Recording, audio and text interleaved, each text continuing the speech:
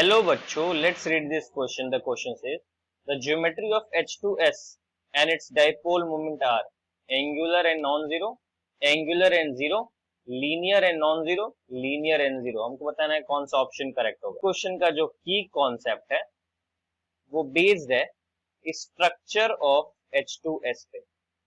यहाँ पे सबसे पहले हमको पता करना है कि H2S का स्ट्रक्चर क्या होगा, क्योंकि वो हमको पता होगा तो इजीली हम क्वेश्चन सॉल्व कर लेंगे.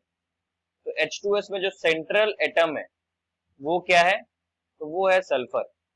और सल्फर कौन से ग्रुप का एलिमेंट है, तो सल्फर जो है ये ग्रुप नंबर 16 का एलिमेंट है. इसका मतलब ये है कि इसके आउटर मोस्ट में कितने इलेक्ट्रॉन होंगे, 6 इलेक्ट्रॉन होंगे, जिसमें से जो 2 इलेक्ट्रॉन है हाइड्रोजन ने बॉन्ड बनाने में यूज कर लिया है, तो कितने इलेक्ट्रॉन बच जाएगा, 4 इलेक्ट्रॉन बच जाएगा. और ये जो 4 इलेक्ट्रॉन है इससे कितने लोन पेयर क्रिएट होंगे, 2 लोन पेयर क्रिएट हो जाएंगे. इसका मतलब सल्फर के ऊपर 2 लोन पेयर होगा और 2 बॉन्ड पेयर होगा. तो ये ऐसे दिखाएंगे, सल्फर का ये हमारे पास आ गया 2 लोन पेयर, और लोन पेयर के रिपल्शन की वजह से ये शेप कैसा हो जाएगा, बेंड हो जाएगा, एंगुलर हो जाएगा, और यहाँ पे आ जाएगा हमारा हाइड्रोजन हाइड्रोजन.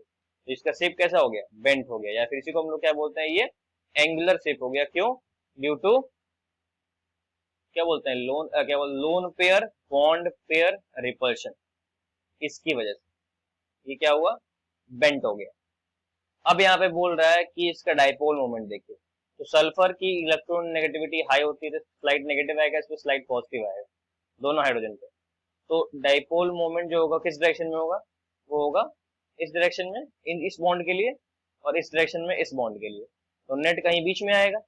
अगर मान लीजिए ये ऐसे दिया हुआ है, ये ऐसे दिया हुआ है, तो नेट कहीं बीच में आना चाहिए ऐसे.